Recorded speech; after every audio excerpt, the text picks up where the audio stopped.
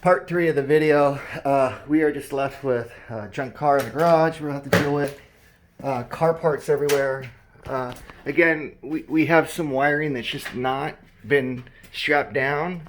And I don't know what's been going on with this electrical panel. We have one, I think it's a Zinsco Federal Pacific, that's feeding a Siemens electrical panel, which is really bad.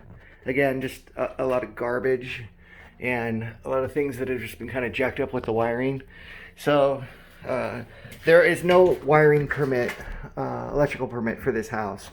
And again, we have some stuff that's been done not to building standards.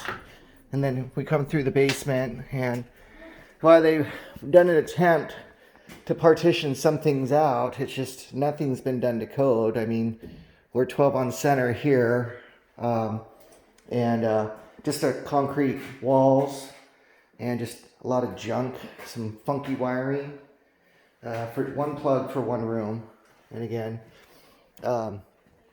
we got the sewer report back, and it looks like part of the sewer is going to have to be replaced. And we go cast iron to PVC and then old cement. And the water's been turned off on the hot water tank, but this hot water tank was leaking before. It's evidence that completely just needs to come out. And we just have some sketchy galvanized piping connections that are incorrect. So all these are going to have to get corrected. Galvy to copper, you can't have that.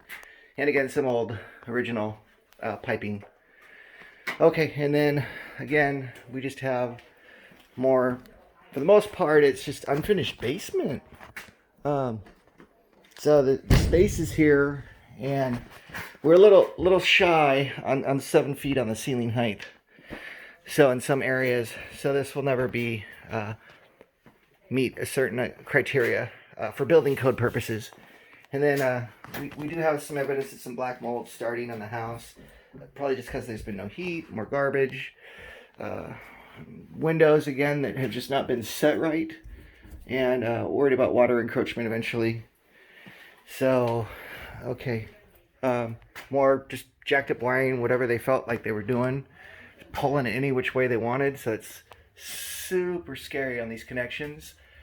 And probably trace these back and find out how many volts are, but we just can't have spliced wires, and it's a lot of it's throughout the whole house is like this down in the basement, which is just, I'm quite surprised the house hasn't burned down yet.